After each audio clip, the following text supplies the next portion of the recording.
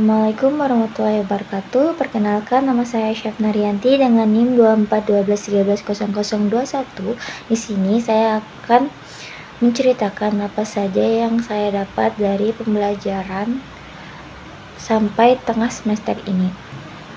Jadi di awal pertemuan Bapak menjelaskan tentang apa sih itu hukum perizinan. Nah, jadi perizinan itu adalah ketentuan yang berkaitan dengan pemberian izin atau bentuk lain yang dikeluarkan oleh pemerintah, sehingga dengan pemberian izin tersebut melahirkan hak bagi pemegang izin baik terhadap badan hukum, organisasi, LSM, dan sebagainya untuk beraktivitas. Ini bertujuan untuk memberikan ketaatan, menjaga ketertiban, memberikan kepastian hukum, dan mendukung pembangunan berkelanjutan. Dapat diketahui bahwa izin adalah perbuatan hukum administrasi negara yang berfungsi sebagai pengatur dan bersifat pengendali yang dimiliki oleh pemerintah terhadap kegiatan yang dilakukan masyarakat. Ada 5 unsur perizinan, yaitu yang pertama itu instrumen yuridis, terus peraturan perundang-undang, yang ketiga ada organ pemerintah, yang keempat ada peristiwa konkret, dan yang kelima adalah prosedur dan persyaratan. Terus ada persyaratan perizinan, yaitu tentang ketentuan yang harus dipenuhi oleh pemohon sebelum memperoleh izin, yang meliputi persyaratan administrasi. Lalu ada biaya perizinan, yaitu pembayaran yang harus dipenuhi oleh pemohon sebagai bagian dari pelayanan administrasi perizinan yang ditetapkan berdasarkan peraturan perundang-undangan. Lalu ada izin sebagai bentuk ketetapan. Ini adalah izin keputusan administrasi negara yang dikeluarkan oleh pejabat berwenang dan memberikan hak kepada seseorang untuk berbadan hukum untuk melakukan kegiatan tertentu. Lalu ada pengawasan penyelenggaraan izin, itu yang dilakukan oleh pemerintah untuk memastikan bahwa pemegang izin menjalankan kegiatan sesuai dengan ketentuan dan tidak melanggar peraturan. Lalu ada penyelesaian pengaduan sengketa, yaitu mekanisme yang disediakan untuk menyelesaikan masalah atau konflik yang sesuai dalam proses perizinan. Lalu materi selanjutnya itu tentang format dan substansi izin. Yang pertama itu ada kewenangan lembaga. Nah, jadi administrasi pemerintahan mengatur 3 cara memperoleh kewenangan pemerintah, yaitu atribusi, delegasi, dan mandat. Lanjut, itu tentang pencantuman alamat. Jadi mewajibkan setiap keputusan administrasi pemerintahan memuat setidaknya identitas pejabat yang menetapkan dasar hukum dan pihak yang dituju berdasarkan identitasnya. Lalu ada substansi dan diktum, itu adalah keseluruhan mutan isi keputusan administratif yang menentukan hak dan kewajiban pemegang izin. Lalu ada persyaratan. Nah, persyaratan ini adalah kondisi-kondisi yang harus dipenuhi oleh pemohon izin agar dapat diterbitkan. Terus ada penggunaan alamat. Jadi, penanam modal wajib mencantumkan alamat usaha yang jelas dalam perizinan, karena lokasi menentukan insentif dan non-fisikal yang berhak diterima. Lanjut, ini ada hukum RUTR, itu tata ruang dan perizinan. Ini seperti bangunan gedung yang menjadi sarana utama bagi setiap aktivitas manusia, jadi keberadaannya perlu diatur secara tertib. Tata ruang juga mempunyai perizinan, tidak sembarangan. Seperti halnya tempat-tempat seperti misalnya tempat pasar, terus ada tempat pelajar, terus ada tempat pembangunan taman. Selanjutnya itu ada perizinan di bidang pembangunan proyek pemerintah. Jadi ini seperti pembangunan jalan tol, jembatan, sekolah, rumah sakit, pokoknya yang bisa menjadi pelayanan publik dan kesejahteraan masyarakat. Jadi seperti yang dijelaskan di kelas bahwa di setiap daerah tuh ada tempatnya masing-masing, seperti di sini tempat jualan makanan, terus di sini tempat jualan tanaman-tanaman, terus di sini tempat lahan hijau, terus di sini ada tempat fasilitas sekolah, pendidikan, terus ada wilayah rumah sakit dan segala macam. Itu harus menggunakan perizinan terlebih dahulu. Lanjut, itu adalah menganalisa contoh surat izin pada gambar yang ada pada kelompok 3. Nah, jadi yang ada di bagian paling atas yang isinya pemerintah Kota Bandung, terus di bawahnya ada Dinas Penanaman Modal dan Pelayanan Terpadu Satu Pintu. Lalu ada alamat, nomor telepon, terus ada website. Itu adalah kop surat. Jadi ini berfungsi untuk menunjukkan siapa yang mengeluarkan izin, dan harus jelas dan resmi, tidak boleh asal. Jadi yang menunjuk siapa yang mengeluarkan izin itu yaitu ada di sini, yaitu Dinas Penanaman Modal Pelayanan Terpadu Satu Pintu. Terus ini ada judul keputusannya, yang bagian keputusan kepala dinas, Terus fungsinya ini menunjukkan bahwa ini adalah keputusan resmi dari pejabat, biasanya ditulis pakai huruf kapital. Lanjut, itu ada nomor surat sebagai identitas surat.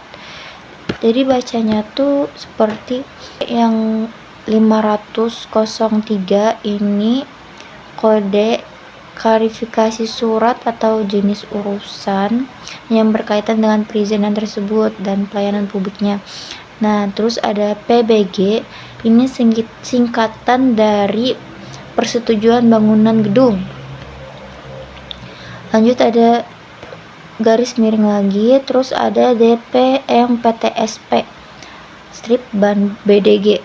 Nah, itu tuh kepanjangan dari Dinas Penanaman Modal dan Pelayanan Terpadu Satu Pintu. Terus BDG itu lokasinya, jadi lokasinya tuh ada di Bandung. Lalu ada garis miring lagi, terus ada tahun 2024, garis miring lagi, itu ada 0098. Ini nomor surat yang dikeluarkan. Jadi bisa dibaca nomor 503 garis miring PBG garis miring DPMPTSP Bandung garis miring 2024 terus garing miring 0098. Lanjut, itu ada memutuskan. Nah, jadi bagian ini menyatakan bahwa secara resmi penetapan keputusan oleh pejabat berwenang oleh Kepala DPMPTSP ini mengenai persetujuan bangunan gedung tersebut. Lalu ada identitas pemegang PBG yang kesatuan. Nah, ini bagian memuat subjek hukum atau orang yang bertanggung jawab atas izin tersebut. Jadi ada nama, itu Hendra Wijaya itu sebagai pemilik atau pemohonnya, terus ada nomor induk kependudukannya sebagai identitas, terus ada alamat, nah domisili legal dari pembangunan tersebut, jadi di mana dari pemilik pembangunan tersebut. Lanjut ada yang kedua, itu perincian bangunan gedung. Nah, ini adalah inti teknis dari izin pemberian, itu mencangkup dari fungsi bangunan tersebut. Jadi disebutkan sebagai hunian. Nah, secara hukum bangunan tidak boleh digunakan di luar fungsi yang telah ditetapkan. Jadi misalnya dia membuat bangunan rumah, jadi harus rumah aja. Terus kalau misalnya dia membuat tempat usaha atau gedung, jadi tempat usaha atau gedung itu aja yang kasih tahu lokasi pembangunan, yaitu alamat spesifik tempat bangunan tersebut berdiri. Lanjut itu legalitas tanah, nomor SHM-nya, menunjukkan bahwa bangunan didirikan di atas tanah dengan hak milik yang sah. Nah, di sini tertulis dengan sertifikat hak milik nomor 002251 Sukasari. Terus ada parameter arsitektur dan lingkungan, lalu ada luas tanahnya, terus ada koefisien dasar bangunan, terus ada koefisien lantai bangunan, lalu ada luas lantai. Jadi luas lantai itu total luas seluruh lantai bangunan yang diizinkan. Terus yang bagian ketiga itu ada kewajiban pemegang PBG. Nah, bagian ini mengatur kepatuhan pasca izin. Jadi dia membangun sesuai dokumen rencana teknis menggunakan tenaga ahli bersertifikat untuk menjamin keamanan struktur. Ini memenuhi standar keselamatan dan kendala bangunan. Jadi atau pelaporan itu adalah kewajiban melaporkan penyelesaian bangunan kepada DPM PTSP untuk nantinya mendapatkan SLV, itu surat laik fungsi. Lalu yang keempat itu ada ketentuan penutup. Ini menjelaskan masa berlaku izin. Nah, sejak tanggal ditetapkan dan klausul perbaikan jika di kemudian hari ditemukan keliruan administratif dan dokumen tersebut. Terus ada kaki surat itu di bagian bawah itu tentang pengesahan.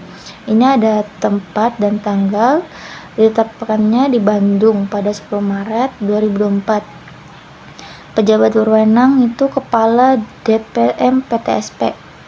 Itu tadi di Kota Bandung sebagai instansi pemerintah yang menerbitkan. Itu ada bagian kesatuan itu identitas subjek hukum. Bagian ini mencantumkan nama, nik, alamat pemohon. Dalam hukum perizinan ini berfungsi untuk menetapkan siapa pemegang hak dan tanggung jawab atas izin tersebut. Terus ada objek perizinan dan sertifikat teknis, itu ada di bagian kedua. Ini inti dari izin tersebut yang mencangkup dari fungsi bangunannya, terus ada lokasi dan legalitas tanah, lalu ada parameter arsitektural. Ini merupakan instrumen pengendalian tata ruang. Lalu ada bagian ketiga itu kewajiban pemegang izin. Pemegang PBG itu wajib membangun sesuai rencana teknik yang disetujui, membangun tenaga ahli bersertifikat, melapor penyelesaian bangunan bangunan. Terus ada masa berlaku, klausul peninjauan. Ini ada bagian keempat itu ada masa berlaku dan klausul peninjauan. Bagian ini menyatakan kapan izin mulai berlaku legal. Terdapat juga klausul apabila di kemudian hari terdapat kekeliruan akan diadakan pembetulan. Nah, ini adalah penetapan asas contrarius actus dalam hukum administrasi negara, di mana pejabat menerbitkan izin berwenang mengubah atau mencabut jika ditemukan kesalahan atau pelanggaran prosedur. Terus ada yang terakhir itu yang paling bawah bagian penutup itu adalah atribusi wewenang. Ini ditandatangani oleh Kepala DPM PTSP. Nah, menunjuk bahwa keputusan tersebut sah karena dikeluarkan oleh pejabat yang memiliki kewenangan atributif berdasarkan peraturan perundang-undang. Jadi sekian dari Learning Journal kali ini. Saya mengucapkan terima kasih. Wassalamualaikum warahmatullahi wabarakatuh.